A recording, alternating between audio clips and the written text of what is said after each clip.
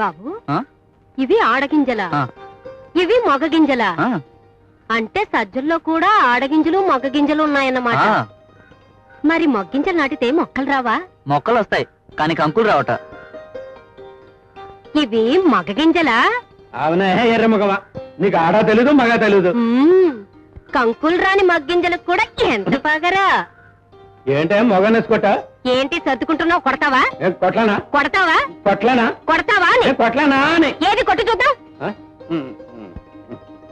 నిన్ను ఎలా కొడతాను? అప్ప కూతురు అయిపోయావు. అందుకే ఎగిరిపడమాక. అన్ని మంచి పనులు ఆడోళ్ళ వల్లే. రండి రండి రండి. నమస్కారం అండి. నమస్కారం అండి. మురళి, ఆ కుర్చీలు నిలబెట్ట. కూర్చోండి. అదే కూర్చునే టైం లేదండి. కంగ్రాచులేషన్స్. దేనికండి? ఈ సంవత్సరం మన రాష్ట్రంలో సజ్జ పంటలో అధిక దిగుబడి సాధించింది మీరే. నాదే ఉందిలేండి. ఇదంతా మీ సలహా సంప్రదింపులు, మా పిల్లల అదృష్టం. మీకు ఇంకో మాట చెప్పాలి. ఏమిటిది? ఈ సంవత్సరం కృషి పండిట్ అవార్డు మీకు ఇస్తున్నారు.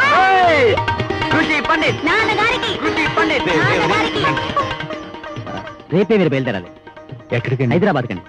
బంగారు పథకం రొక్కం మీకు ఇస్తారు. బంగారం రొక్కం. వస్తామండి. మంచిది మంచిది. వస్తానండి. మంచిది.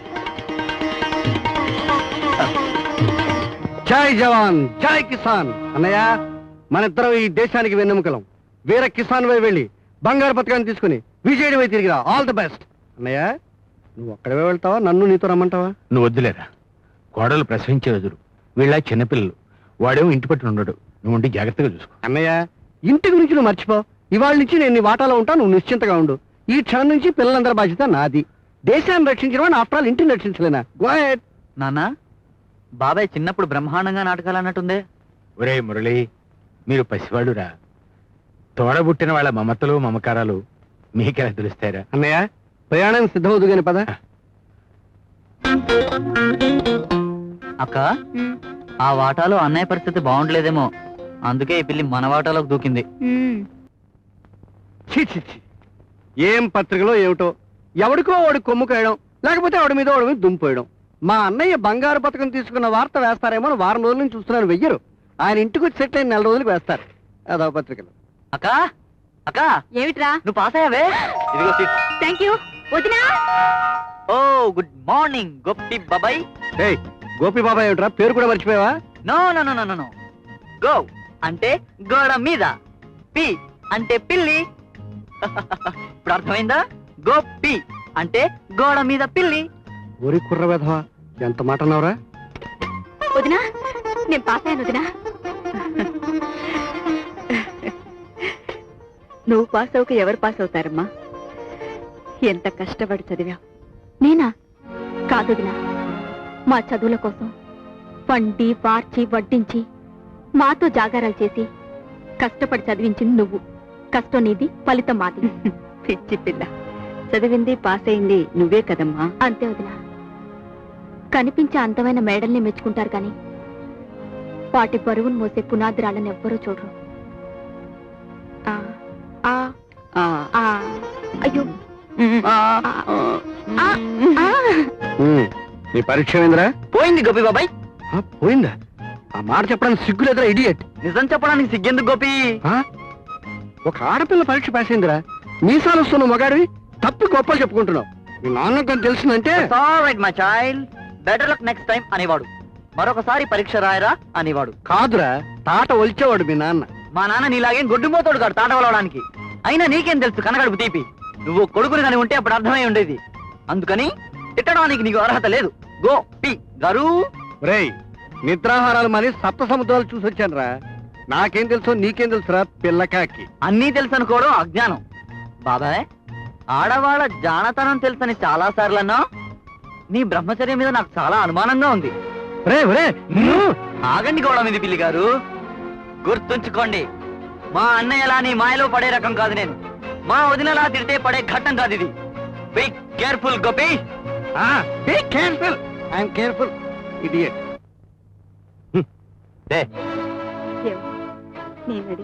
లక్ష సార్లు చెప్పాను నీకు పుట్టింటికి పంపను అని. అదంతే. నువ్వు అక్కడికి వెళ్ళక్కర్లేదు. మన పరిస్థితులు వాళ్ళకి తెలియక్కర్లేదు. అది కాదండి, మా అన్నయ్య వదిన. ఏ, మీ అన్నయ్య వదిన లేకపోతే పురుడు రాదా? ఇక్కడ వాళ్ళందరూ తెచ్చారనుకున్నావా? అది కాదండి, తొలి కాన్పు. చీ నర్మోయ్, చెప్పినట్టు ఇక్కడ పెడతావు.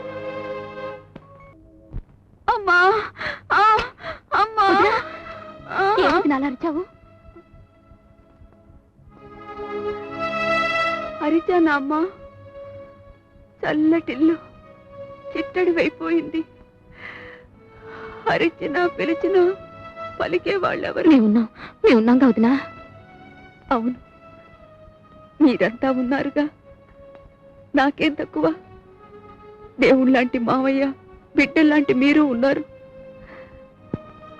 ఈ కుటుంబం విడిపోవటానికి కారణం నేనేనంటున్నారు చిన్న మావయ్య. ఆడవాళ్ళకి సహనం ఉండాలమ్మా అంటున్నారు మావయ్య. ఆయన చూస్తేనేమో ఎప్పుడూ చిరాగ్గానే ఉంటారు. అలాన కుదినా, అన్నయ్యలో మార్పు వస్తుంది, మనం కలుస్తాం. ఆశతోనే ఉన్నానమ్మా. అబ్బా, ఏమవుతున్నా? నొప్పులు వస్తున్నాయా?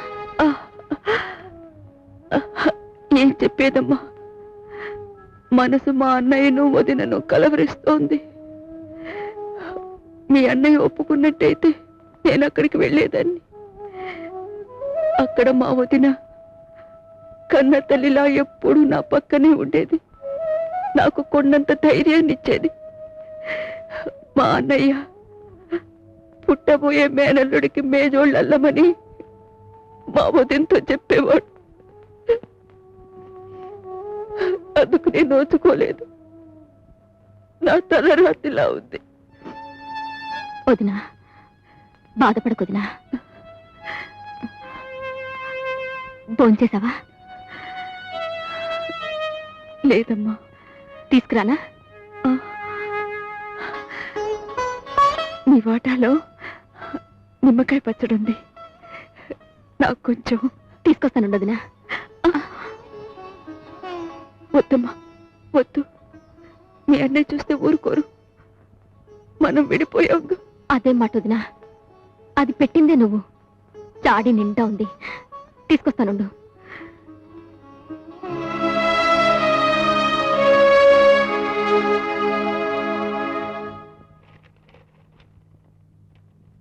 ఆగా, ఎవరికది? ఇది బాబాయ్, వదినికి నిమ్మకాయ పచ్చడి. అది ఇంటిని విడగొట్టినాడిది, దానికే అవసరం లేదు, లోపల తీసుకెడు. అక్కయ్య, నువ్వు వెళ్ళు. వెళ్ళవే మురళి. ఆగా, అక్కయ్య, నువ్వెవరివే? నాన్నకు పెద్ద కూతురివి. నేనెవరు? నాన్నకు చిన్న కొడుకును. ఈయనెవరు? మన నాన్నకు తమ్ముడు. ఈయన మాట వినక్కర్లేదు. ఈ ఇంటికి ఇప్పుడు మగ దిక్కును నేను చెప్తున్నాను వెళ్ళు. నేను చెప్తున్నాను వెళ్ళవే. ఏం చేస్తావయ్యా చెప్పు. మా నాన్న నిన్ను ఇంటికి పిలిపించింది ఎందుకు? వచ్చి రాగానే ఇంటిని రెండుగా విడగొట్టడానికా? మా అన్నయ్య కోపంలో మా మీద అరుస్తూ ఉంటే అది అవకాశంగా చేసుకొని ఇంటి మధ్య గోడ కట్టిస్తావా? తల్లి లాంటి మా వదిన మీద నిందలు మోపుతావా? ఇప్పుడు మా అన్నయ్య పరిస్థితి బాగుండలేదని గోడ మీద పిల్లిలాగా మా ఆటోలోకి దూకుతావా? మాట్లాడకు. మా వదినకు పచ్చడి ఇవ్వద్దనడానికి నువ్వెవడివి? మా అన్నయ్య అనుకుంటున్నావా నువ్వు చెప్పినట్టల్లా వినడానికి? మా వదిన అనుకుంటున్నావా నువ్వు తిడుతుంటే ఏడుస్తూ ఊరుకోవడానికి? ఏం చేస్తావయ్యా? నీకు దమ్ముంటే నాతో మాట్లాడు. నేను మా నాన్నగారి జేబులో చిల్లర దొంగతనం చేశానా? చేస్తానయ్యా. అడగడానికి నువ్వెవడివి? మా నాన్నకు రోజు నిద్రపోయే ముందు 2 అరటిపళ్ళు తిని పాలు తాగడం అలవాటు. నీ పుణ్యమా అని ఇల్లు వేరైన తర్వాత ఆ అలవాటు మానుకున్నారు.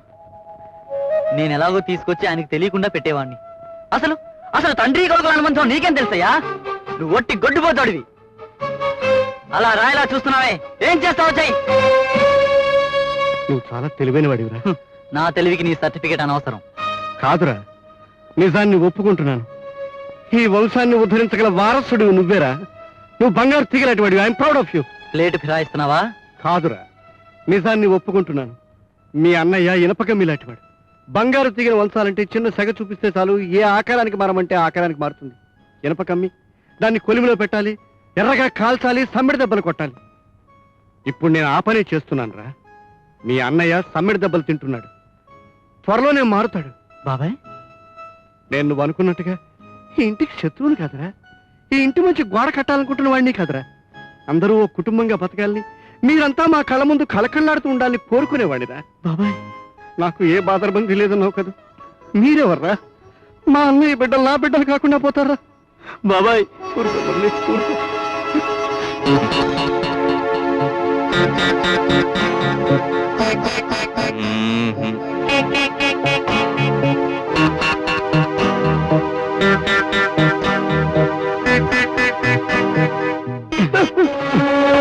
బాబు ఏమిటండి ఇది? నాకు పెళ్లి చేస్తానని ఆశ పెట్టి వాడి బిల్లులన్నీ మొత్తం శాంక్షన్ చేయించుకొని నీ అప్పు డబ్బు మొత్తం తీసుకొని నన్ను మోసం చేస్తావా? సార్ సార్, నేను మిమ్మల్ని మోసం చేయలేదండి. నా తాహత ఎంత, నా బతుకెంత. మీరు కూర్చోండి, కూర్చోండి. ఆ దగులుబాజీ గారు చేసిన పనికి నన్ను క్షమించండి. Shut up! వాడు నువ్వు నాకు అనవసరం. నాకు ఆ పిల్లే కావాలి. ఆ పిల్ల సంగతి మర్చిపోండి, మర్చిపోండి. బంగారం లాంటి పిల్లని తెచ్చి మీకు పెళ్లి చేస్తాను. బంగారమో ఎన్నో నాకు అనవసరం. నాకు ఆ పిల్లే కావాలి. 24 గంటల్లో ఆ పిల్ల ఈ గదిలో ఉండాలి. లేకపోతే నా సంగతి తెలుసుగా. నువ్వు అంత మాట అనొచ్చు సార్.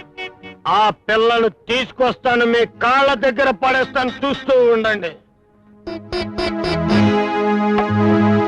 మీకు తెలియదు సార్, ఆ కుటుంబం అంటే నా గుండెల్లో ఉన్న మంట. మోసం చేసావు. అబ్బో, అట్లాంటి జోకులు మాత్రం వేయకండి. మీరు రెస్ట్ తీసుకోండి, రెస్ట్ తీసుకోండి, రెస్ట్ తీసుకోండి. ఏయ్.